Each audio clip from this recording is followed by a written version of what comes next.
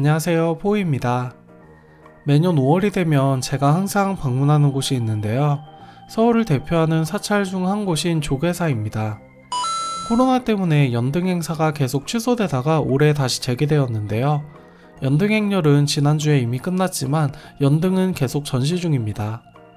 지난주에 와서 연등 행렬을 촬영해 보려고 했었는데 인파가 너무 몰리는 곳에 가는 건 좋은 생각이 아닌 것 같아서 평일 퇴근 후 조금 이른 시간에 방문하게 되었습니다. 저는 무교이기 때문에 딱히 종교적 목적으로 방문한 건 아니고요. 그냥 연등을 보고 있으면 마음이 편해지더라고요. 이날은 브이로그도 찍을 겸 친구도 만날 겸 해서 종로로 나왔습니다. 보통 연등 행사는 부처님 오신 날 한 주 전에 시작되는데요. 청계천에서도 연등 작품들을 볼 수 있습니다. 7시가 넘었는데도 화난 걸 보니 날이 정말 길어졌네요. 여러분들은 올해도 벌써 5월이 된 게 믿어지시나요? 연초만 해도 뭐든지 열심히 할 수 있을 것 같은 기분이었는데 주말에 유튜브 영상 하나 만드는데도 게으름을 피게 되네요. 30대가 되니까 주말에 집 밖으로 나가는 것도 참 귀찮더라고요. 그냥 외출하려고 옷을 챙겨 입는 게 귀찮다고 해야 될까요? 그래서 이렇게 한번 외출하면 이것저것 다 해보려고 합니다. 올해도 연등으로 무슨 글씨를 새겨놓은 것 같네요. 조계사에는 최대 5만 개까지 연등을 달 수 있다고 하는데요. 코로나 때문에 연등을 달러 오는 사람도 많이 줄었다고 하네요. 이 연등은 3만원에서 20만원까지 가격도 다양한데요. 이렇게 현장에서 크레인을 이용해 직접 달아줍니다. 교회에서는 매주 헌금을 받지만 절은 그렇지가 않기 때문에 절 재정에서 1년 중 가장 큰 부분을 차지하는 중요한 행사라고 합니다. 저는 한 번도 돈을 내고 연등을 걸어본 적은 없지만 가족의 행복을 기원하는 많은 불자들 덕분에 매년 감사하는 마음으로 연등 행사를 즐기고 있습니다. 해가 완전히 지기 전까지는 연등을 켜놓지 않더라고요. 그래서 일단 근처에서 저녁을 해결하기로 했습니다. 조계사 근처는 오피스 지역이기도 해서 은근 맛집이 많은데요. 오늘은 정말 오랜만에 마라탕을 먹으러 가기로 했습니다. 사실 오늘 촬영의 많은 부분은 친구가 도와줬습니다. 여자친구랑 데이트 가서 음식 사진부터 찍으신 분들은 아시겠지만 사진이나 영상을 찍기 시작하면 음식을 제대로 즐기기가 힘듭니다. 마치 불꽃놀이를 보러 가서 카메라 화면으로 불꽃놀이를 보는 느낌이랄까? 꿔바로우 자르는 것도 컨텐츠가 되는 시대입니다. 무난하고 깔끔하게 맛있는 꿔바로우와 마라탕이었습니다.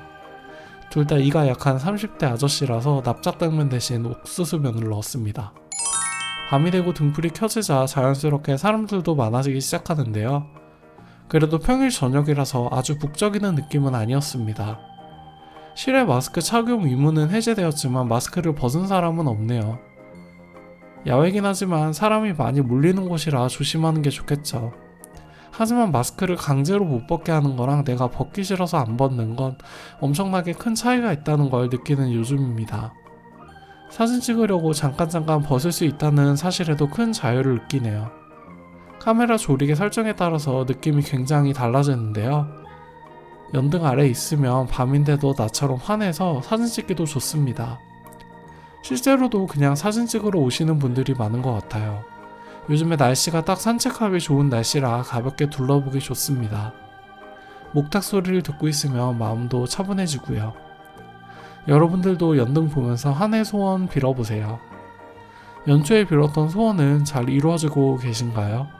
저는 올해 초만 해도 이것저것 바라는 게 많았는데 사실 구독자 몇만 명 이런 것보다 코로나 안 걸리고 건강한 게 최고인 것 같습니다.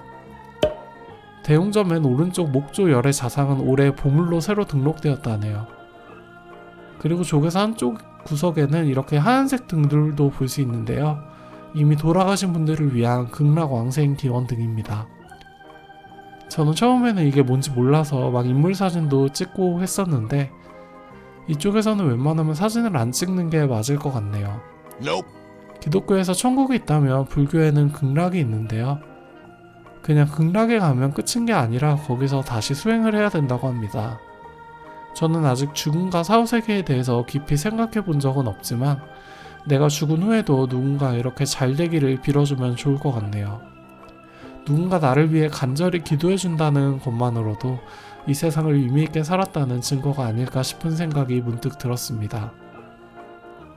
조계사 한쪽 구석에는 이렇게 향을 피울 수 있는 공간도 있는데요.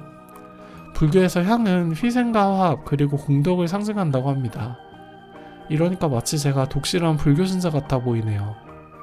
다시 한번 말씀드리지만 저는 종교를 믿지 않는 사람입니다. 그래도 오늘은 영상 촬영을 위해 역할에 충실하기로 했습니다. 이렇게 카메라맨을 대동해서 브이로그를 찍을 기회는 많지 않으니까요. 참고로 향을 꽂으실 때는 다른 향에 화상을 입지 않도록 주의하세요. 이 양초는 누가 가져다 놓은 건가 했는데 이것도 다 공양품입니다. 특히 수능을 앞두고 이런 양초 공양 기도를 많이 한다고 하네요. 오늘 집에 가서 양키 캔들이라도 한번 켜봐야겠습니다. 역시 밤에는 불멍이 최고네요. 조계사는 거의 매년 오는데 이렇게 오래 영상을 찍은 건 처음입니다. 바쁘고 마음에 여유가 없으신 분들이 보고 힐링하셨으면 좋겠네요.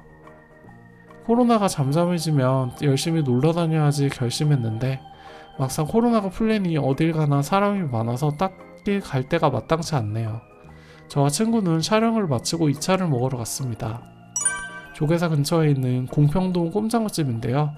운 좋게 대기가 없어서 바로 들어갈 수 있었습니다. 꼼장어 하면 부산이 제일 먼저 생각나는데요.